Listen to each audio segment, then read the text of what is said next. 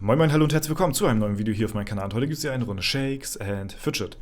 Wir befinden uns heute auf W50, das hat einen ganz bestimmten Grund, und zwar gucken wir heute uns mal die Chars an, die die Dungeon-Pause vor über einem Jahr schon verlassen haben, im Vergleich zu uns, meinem Account, der hier auf W50 keine Dungeon-Pause gespielt hat, und wie das Verhältnis jetzt dazu ist, was jetzt der Fortschritt derjenigen ist, die jetzt eine Dungeon-Pause gemacht haben, und das vergleichen wir ganz genau im Detail. Denn, wer sich erinnern kann, anfangs von W50 hatten Paul und ich diese Challenge gehabt, dass wir uns vergleichen wollten. Der eine spielt DP, der andere spielt keine DP. Ich war der gewesen, der auf die DP verzichtet hat, und Paul hat eine Dungeon-Pause gemacht. Das Ganze ist leider nach hinten losgegangen, weil der Paul dann inaktiv geworden ist. Jetzt ist er wieder voll dabei, befindet sich immer noch in der DP. Ja, also er spielt noch fleißig, aber ja, es hat keinen Vergleichswert mehr. So, dann haben wir das gleiche gemacht, da wir den Vergleich nicht machen konnten, und zwar mit Meister G. Und mit Meister G werden wir uns jetzt gleich vergleichen, denn Meister G hat dann daraufhin mir angeboten, dass wir uns dann ja vergleichen könnten, weil er eine Dungeon-Pause spielt und ich nicht. Es sind zwar nicht mehr hundertprozentig die gleichen Bedingungen, weil Paul und ich hatten damals auch die gleichen Anzahl an Pilzen bekommen, gesponsert und so. Deswegen war der Vergleich eigentlich super, hat er super gematcht, und wir hatten auch die gleiche Klasse, Krieger und so. Deswegen, ja, ein bisschen schade. Aber dann hatten wir das Ganze mit Meister G mal zusammen gemacht. Und wer kann sich vielleicht noch daran erinnern, wir hatten die Dungeon-Pause von Meister G sogar live im Stream aufgelöst gehabt. Er hatte uns das Ganze überlassen gehabt, dass wir seine DP auflösen. Und das ist jetzt, wie ihr sehen könnt, hier 1 Jahr und 2 Monate her. Das Video kam auch, vielen lieben Dank auch übrigens dafür, das Video kam super, super gut bei euch an. Hat euch sehr gut gefallen. Und dort haben wir halt eben gezeigt, wie Meister G die Dungeon-Pause verlässt. Ja? Und wir werden uns jetzt nach 1 Jahr und 2 Monaten anschauen, wie viel Stats mehr Meister G jetzt gemacht hat im Vergleich zu mir, der halt eben vom Level her nicht ganz so weit gekommen ist wie er, weil der Sinn der Dungeon-Pause ist natürlich, wie ihr vielleicht wissen solltet, dass man zwar kurzzeitig ein bisschen behind im Level ist, weil die anderen Dungeons pushen, aber hinten raus man deutlich mehr an XP dadurch gewinnt, als halt eben jemand, der aktiv Dungeons pusht, und dadurch, dass man halt höher im Level ist, kriegt man natürlich auch mehr Stat-Punkte. Und jetzt vergleichen wir nach über 1 Jahr und 2 Monaten, was da jetzt nun zustande gekommen ist. Denn Meister G hat mir Anfang des Monats geschrieben gehabt, dass es jetzt nun soweit ist, dass er mich jetzt auch komplett stat-technisch auch bzw. überholt hat. Und hier sehen wir jetzt gerade die Stat-Punkte von Meister G, als er aus der Dungeon-Pause gegangen ist. Also das ist das Endresultat frisch, nachdem wir die Dungeon-Pause fertig gespielt haben und quasi seinen Push gemeistert haben. Ja, das ist jetzt mein Account, und jetzt zeige ich euch nämlich mal ein Bild, wie das Ganze aussah vor der Dungeon-Pause. Ja, und zwar haben wir hier jetzt mal den direkten Vergleich von Meister G zu meinem Account. Ich finde das nämlich jetzt sehr interessant, was da nämlich jetzt durch die DP stat-technisch möglich ist. Und zwar war das der Zeitpunkt gewesen, als Meister G die Dungeon-Pause noch nicht verlassen hat. Also das ist quasi frisch vor dem Dungeon-Pausen-Push sozusagen. Also das ist das Ende der Dungeon-Pause. Da haben wir aber den Account noch nicht gepusht. Also durch den Push nach der Dungeon-Pause ist Meister G von 493 auf 520 mit den Stat-Punkten, die ihr jetzt gerade gesehen habt im Hintergrund. Und das war jetzt quasi vorher. Und vorher hatte er halt eben keine Dungeons gepusht, ich schon. Dadurch war ich in der Zeit halt eben ein bisschen im Vorteil, weil ich im Level ein bisschen vor ihm gewesen ist, ja. Und deswegen war ich Stufe 509, er 493, und Statpunkt-technisch war ich auf 94k zu 91k bei ihm, und Nebenattribut auch besser mit 80k zu 71k, ja. Und das Ganze hatte er schon nach der DP schon bereits überboten gehabt, war jetzt danach schon direkt besser. Und jetzt gucken wir uns nach 1 Jahr und 2 Monaten mal an, wo das Ganze jetzt steht, nachdem Meister G jetzt über 1 Jahr Zeit gehabt hat, mit höherem Level natürlich mehr Gold zu farmen als ich. Und jetzt vergleichen wir uns mal einfach die Stat-Punkte, denn Meister G hat natürlich genauso wie ich genauso gut und genauso aktiv weitergespielt, ohne eine Pause dazwischen oder irgendwas.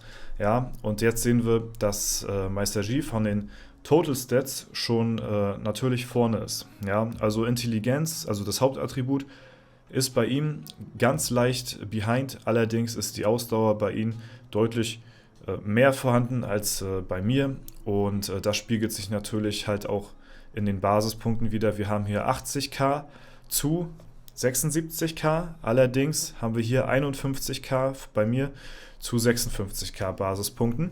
Und da macht sich das jetzt nach ein bisschen über einem Jahr schon bemerkbar, dass er ein paar Level vor mir ist. Und hinten raus hat sich für ihn halt eben dadurch die Dungeon-Pause bezahlt gemacht. Dadurch, dass er sich halt ja eine Zeit lang, ne, eben meistens geht eine DP so circa ein Jahr, ein bisschen die Dungeons aufgespart hat, in einem besseren Bereich gequestet hat, wo es halt mehr XP gibt.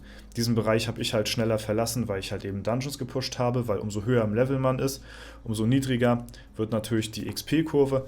Darauf sind wir ja schon des Öfteren eingegangen. Falls ihr da genauere Informationen wissen wollt, wie das Ganze mit einer Dungeon-Pause funktioniert, empfehle ich euch auch sehr, sonst mal meine Playlist hier abzuchecken. Und da habe ich Tipps und Tricks.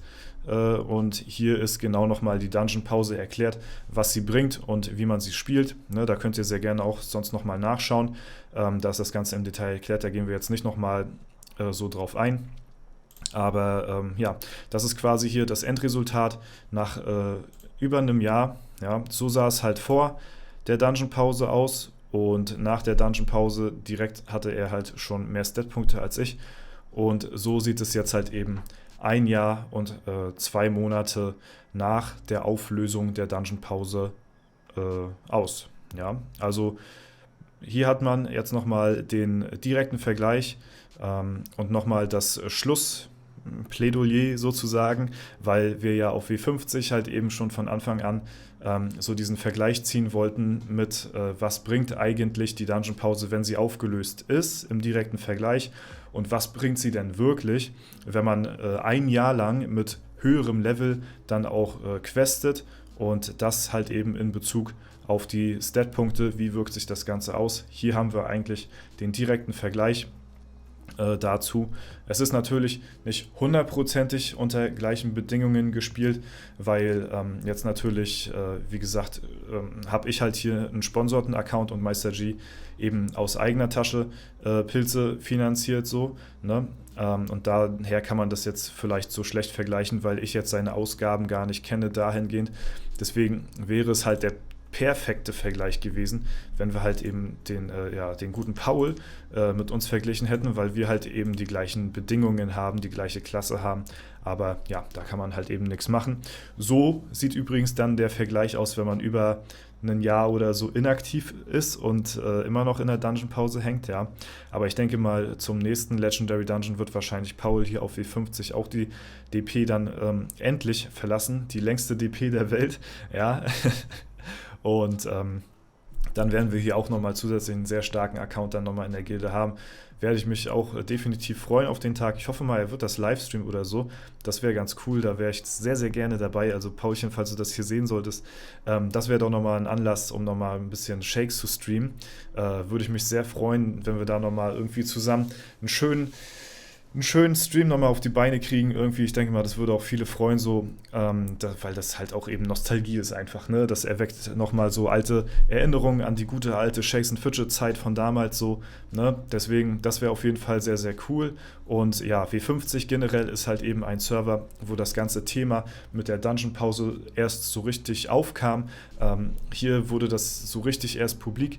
Es haben wahrscheinlich vorher Leute auch schon irgendwie in einer gewissen Art und Weise eine Dungeon-Pause gespielt, ohne es vielleicht auch selbst zu wissen, oder haben sich Dungeons aufgespart, weil sie es halt für besser erachten.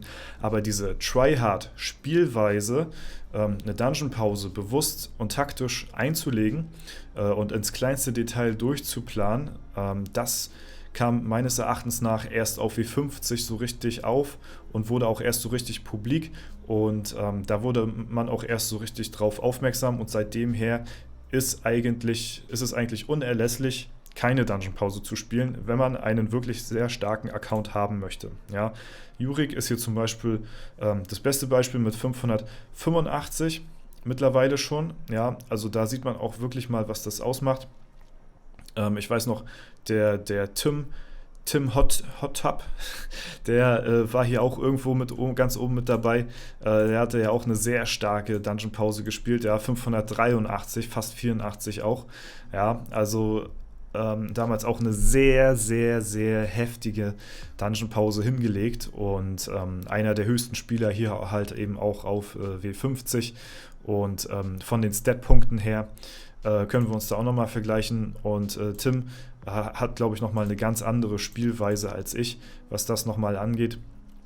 Ne, ist hier, hat mich hier zwar jetzt noch nicht hundertprozentig eingeholt, wie gesagt, ist auch, glaube ich, eine ganz andere Spielweise als ich und ist aber jetzt schon deutlich stärker vom Hauptattribut her, ne, und von den Basispunkten jetzt auch nicht mehr ganz so unweit entfernt und ich denke mal dadurch, dass er halt noch ein höheres Level hat als zum Beispiel Meister G, wird er mich halt eben auch auf kurz oder lang, denke ich mal, noch ja, einholen, weiß ich nicht, aber er kommt mir auf jeden Fall noch sehr, sehr, sehr, sehr nah, denke ich mal, denn bis 632 hat er eben auch noch Zeit, halt eben, ja, ein bisschen mehr Fortschritt zu machen, was die Statpunkte angeht, denn ab der Stufe sind wir natürlich dann gleich auf, was das Goldeinkommen eingeht, denn ja, ab der Stufe ja, macht es dann halt nachher, also bis dahin sollte man dann zugesehen haben, dass man sich ein bisschen abgesetzt hat, ja, zu den Leuten, die halt eben keine DP gespielt haben, ne? Das ist so, ja, die Range, sag ich mal, nach der DP bis 632, wo man halt eben die Zeit hat, zu den Leuten aufzuholen, bevor nachher alle 632 sind und alle mit dem gleichen Abstand quasi Goldquesten so, ne? Weil es ab da nachher dann halt eben keinen Unterschied mehr macht. Ne? Ja, Freunde, das wollte ich euch nur noch mal kurz zeigen. Vielleicht war das für den einen oder anderen ganz interessant, mal das Ganze so zu sehen, wie sich das jetzt so entfaltet hat jetzt hier auf W50. Nicht nur direkt nach der Dungeon-Pause, sondern halt eben auch, wie das Ganze jetzt nach über einem Jahr lang aussieht, nachdem die Dungeon-Pause aufgelöst worden ist und mit besseren Level gequestet worden ist, dementsprechend mehr Gold gemacht worden ist als mein Char, der halt eben keine DP gespielt hat. Und ja, ich denke mal, da hat man nochmal ganz gut gesehen, was das Ganze denn für einen Einfluss auf euren Char haben kann. Ja. Ihr müsst natürlich keine Dungeon-Pause spielen, das ist natürlich absolut keine Pflicht, sag ich mal so. Ne? Wenn ihr daran Spaß habt, die Dungeons zu kloppen, und das war ja bei mir auch immer so die Devise gewesen, ich möchte halt eben nicht so verkopft an die ganze Sache rangehen. Klar, ich möchte auch einen starken Account haben, keine Frage, ne? Ist natürlich logisch. Trotzdem wollte ich halt mir immer den Spaß nicht nehmen lassen, die Dungeons zu pushen, weil das auch irgendwo auf einer anderen Seite so für mich der Content ist, für die Videos, für die Streams und so, auf W50 ein bisschen zu pushen, ne, mitzufiebern und so. Ja, das habe ich halt eben über das ganze Jahr lang gehabt, wo die ganzen Leute halt eben keine Dungeon-Pause gemacht haben. Dafür haben sie halt eben hinten raus einen richtig heftigen Push halt hinlegen können. Und ja, mal gucken. Den nächsten Account, falls ich nochmal einspielen werde, der wird ja sowieso dann auch auf Super Tryhard dann sein.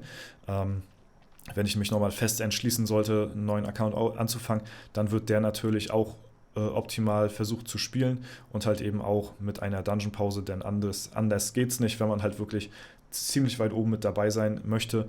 Und ja, dann werde ich auch das allererste Mal Dungeon-Pause spielen. Ja, ich habe bisher noch keine Dungeon-Pause gespielt. Es ist noch nicht vorgekommen. Ja. Auf W27 war das Ganze noch nicht Thema gewesen. Da gab es sowas noch nicht mit meinem Battle Mage und auf meinem Magier sowieso nicht. Ja. Da gab es auch noch keine Festungs- und Teilschutztaktik. So, ne? Das war alles damals noch eine andere Welt, eine andere Zeit und deswegen ja, kann man das halt eben halt mit heutzutage nicht wirklich so vergleichen. Und ja, heute gibt es halt eben ganz andere Möglichkeiten, ganz andere Spielweisen, um ja, das Bestmögliche aus dem Game halt eben rauszuholen mit den Möglichkeiten, die man halt eben hat. Und ja, in manchen Dingen bin ich halt selbst auch noch nicht in den Genuss gekommen und das ist halt eben Dungeon-Pause, weil ich halt mich eben auf W50 aktiv dagegen entschieden habe. Ne? Wie gesagt, damals war es halt eben auch auf W50 alles noch so ganz neu gewesen. Die Leute haben es dann die ersten Male so wirklich ausprobiert und halt eben dann gewartet, ein Jahr lang, und dann halt eben konnte man am Ende sehen, was halt eben wirklich daraus geworden ist, wie groß der Unterschied war zu den Leuten, die keine DP gespielt haben. Und da finde ich, war halt W50 der perfekte Server dafür. Und ich bin auch im Nachhinein froh, muss ich sagen, dass ich keine Dungeon Pause gespielt habe, um halt eben jetzt auch genau diesen Vergleich ziehen zu können. Was wäre denn, wenn ich jetzt zum Beispiel auch DP gespielt hätte? Dann hätten wir ja gar keinen Vergleichschar so richtig so, ne? Deswegen bereue ich nichts auf jeden Fall, was ich hier auf W50 gemacht habe, und hoffe mal, dass es auch einen kleinen Mehrwert für euch vielleicht bieten konnte an der Stelle. Falls der Fall sein sollte, würde ich mich auf jeden Fall sehr gerne über eine Bewertung und einen Kommentar dazu freuen. Wie immer natürlich. Ansonsten wünsche ich euch noch einen super schönen Tag. Vielen lieben Dank fürs Zuschauen. Haut rein und bis zum nächsten Mal.